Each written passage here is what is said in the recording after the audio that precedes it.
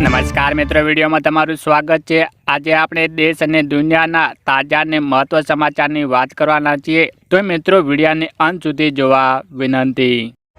સૌપ્રથમ સમાચારની વાત કરવામાં આવે તો ટ્રમ્પે ટેરિફની આપી ધમકી। અમેરિકન રાષ્ટ્રપતિ ડોનાલ્ડ ટ્રમ્પે ચીનને સ્પષ્ટ ચેતવણી આપી દીધી છે કે જો તમે ઈરાનને કોઈ પ્રકારની સૈન્ય મદદ કરશે તો અમેરિકા ચીની માલ સામાન 50% ટેરિફ લાદશે। રવિવારે આપેલા નિવેદનમાં ટ્રમ્પે કહ્યું કે ઈરાનને હથિયારની સહાય આપનાર કોઈપણ દેશને અમેરિકાના બજારમાં ભારે કિંમત ચૂકવવી પડશે। વધુ આગળ મહત્વની વાત કરવામાં આવી યુદ્ધ વચ્ચે ભારત માટે સારા સમાચાર। ઈરાન યુએસ વચ્ચે શાંતિ મંત્રણા નિષ્ફળ ગઈ છે। અહેવાલો સૂચવે છે કે ઈરાને ફરી એકવાર હોર્મુઝ ટેસ્ટ બંધ કરી દીધું છે। સુપર ટેન્કરોને ટેસ્ટમાંથી પાછા મોકલી દેવામાં આવ્યા છે। આ વચ્ચે હજારો મેટ્રિક ટન એલપીજી વહન કર્યું। બીજું એક ભારતીય જહાજ સફળતાપૂર્વક હોર્મુઝ ટેસ્ટ પાર કરીને સેજ ઝોનમાં પહોંચી ગયું। ભારત એવા દેશોમાંનો એક છે જેમાં જહાજો ચાલુ સંઘર્ષ વચ્ચે પણ હોર્મુઝ ટેસ્ટમાંથી પસાર થઈ રહ્યું છે। વધુ આગળ વાત કરવામાં આવે તો ઈરાનમાં 44 દિવસથી ઇન્ટરનેટ શટડાઉન। ઈરાનના અમેરિકા અને ઇઝરાયેલી હુમલા બાદ 28 ફેબ્રુઆરીથી ઇન્ટરનેટ સેવા લગભગ સંપૂર્ણપણે બંધ કરી દેવામાં આવી છે। 44 દિવસ પૂરા થયા છે। નેટવર્કે જણાવ્યું કે આ કોઈપણ દેશના અત્યાર સુધી સૌથી લાંબુ ઇન્ટરનેટ શટડાઉન છે। સામાન્ય લોકોના રોજિંદા જીવનને અર્થતંત્ર પર ભારે અસર પડી રહી છે। માહિતી મેળવવા મુશ્કેલીઓનો સામનો કરવો પડી રહ્યો છે। વધુ આગળ વાત કરવામાં આવે તો અમરનાથ યાત્રાની તારીખ જાહેર। અમરનાથ યાત્રા પર આવનારા ભક્તો માટે ખુશ ખબર છે। અમરનાથ યાત્રા 2026થી શરૂઆત 3 જુલાઈથી થઈ છે।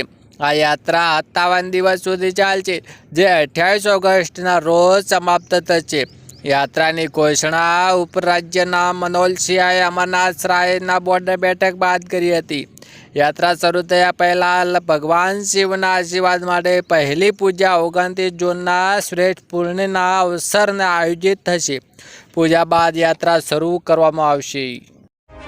વધુ આગળ વાત કરવામાં આવે તો એપ્રિલ મહિનામાં ફરી વખત માવઠું। ગુજરાત વેધર ફોરેસ્ટ ગુજરાતમાં ફરી એકવાર વાતાવરણમાં પલટો આવી શકે છે। હવામાન વિભાગે 19 એપ્રિલથી વાતાવરણમાં પલટાવાની સંકેત પણ આપ્યા છે। હાલ ગુજરાતમાં કાળઝાળ ગરમી પડી રહી છે અને મોટાભાગના વિસ્તારોમાં તાપમાન 40 ડિગ્રી પાર પહોંચી રહ્યું છે। જોકે આકાર ઉનાળા વચ્ચે ફરી એકવાર માવઠાનો રાઉન્ડ શરૂ થશે અને 19 એપ્રિલ 21 એપ્રિલ સુધી કમોસમી વરસાદનું અનુમાન રહેલું છે। વધુ મહત્વની આગળ વાત કરવામાં આવે તો ઓનલાઈન પૈસા ટ્રાન્સફર કરતા જુઓ। ભારતના વધતા જતા ડિજિટલ પેમેન્ટ ફ્રોડને રોકવા માટે રિઝર્વ બેંક ઓફ ઇન્ડિયા નવા નિયમ પર વિચાર કરી રહી છે। આ પ્રસ્તાવ હેઠળ 10,000થી વધુ ઓનલાઈન ટ્રાન્ઝેક્શનને તરત જ પૂર્ણ કરવાને બદલે 1 કલાક સુધી રોકી રાખવામાં આવશે। જો આ સમયગાળા દરમિયાન જો ગ્રાહક ઈચ્છે તો ટ્રાન્ઝેક્શન કેન્સલ પણ કરી શકે છે। ગ્રાહકો ઈચ્છતા કેટલાક વિશ્વસનીય વ્યક્તિઓને આઈલિસ્ટમાં ઉમેરી શકે છે, જેમના માટે આ નિયમ લાગુ થશે અને આરબીઆઈના પ્રસ્તાવો પર લોકોને સંસ્થાઓ પાસે 8 મે 2026 સૂચના મંગાવી છે। વધુ આગળ વાત કરવામાં આવે તો મફત યોજનાઓ બંધ થઈ જશે। સરકાર દ્વારા ચલાવવામાં આવતી મફત યોજનાઓ જેવી મફત રાશન, મફત વીજળી, મફત બસ સેવાઓ અથવા રેલવે માહિતી ઘણી યોજનાઓ બંધ કરવામાં આવશે। તૈયારીઓ આવી રહી છે। દેશની ચૂંટણી દરમિયાન રાજકીય પક્ષો દ્વારા જનતાને આકર્ષવા માટે મફત યોજનાઓની જાહેરાત કરવામાં આવે છે।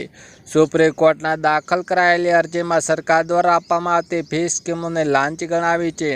માનવામાં આવે છે કે આગામી દિવસોમાં જનતાને આવી મફત સરકારી યોજનાઓ ગુમાવવી પડી શકે છે। વધુ મહત્વની આગળ વાત કરવામાં આવે તો દેશના ખેડૂતો પર મોટું સંકટ। દેશના ખેડૂતો માટે ફરી એકવાર ચિંતાજનક સમાચાર સામે આવ્યા છે।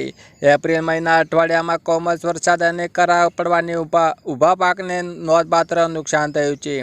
નવીનતમ માહિતી અનુસાર અત્યાર સુધી આશરે 2.49 લાખ હેક્ટર પાકને ઘણું નુકસાન થયું છે, જેમાં ઘઉં સૌથી વધુ પ્રભાવિત થયો છે।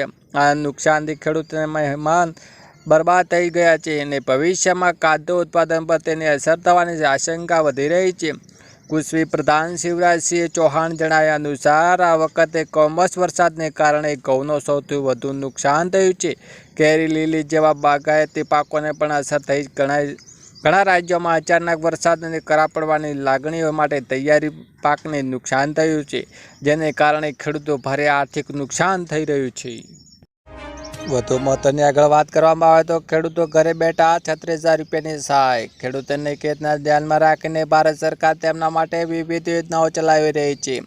સરકારે તેમને લગભગ આ રાહત આપતી જ રહી છે. ભારતના એવા ઘણા ખેડૂતો છે કે જેમની આવક ઘણી ઓછી છે, ખૂબ જ નાના વિસ્તારોમાં ખેતી કરે છે. જે આવા ખેડૂતોને ભવિષ્યને ધ્યાનમાં રાખીને સરકારે તેમને પેન્શન વ્યવસ્થા કરી રહી છે. ભારત સરકારની કિસાન માનધન યોજના હેઠળ ખેડૂતોને દર મહિને 3,000 રૂપિયા આપવામાં આવે છે અને 18 વર્ષથી 40 વર્ષની વચ્ચે કોઈપણ પાત્ર ખેડૂતો યોજના માટે અરજી કરી શકે છે. પ્રીમિયમની રકમ અરજીની ઉંમર અનુસાર નક્કી કરવામાં આવે છે. જેમ કે જો કોઈ ખેડૂત આ યોજના હેઠળ પ્રીમિયમ મોડું ભરવામાં શરૂ થઈ શકે તો તે વધુ હપ્તા ચૂકવવા પડે છે. જ્યારે ખેડૂતે 18 વર્ષની ઉંમર અથવા તે પહેલાં યોજના સુપ્રીમ ભરવાનું શરૂ છે તે ઓછા હપ્તા ભરવા પડશે. Yeah.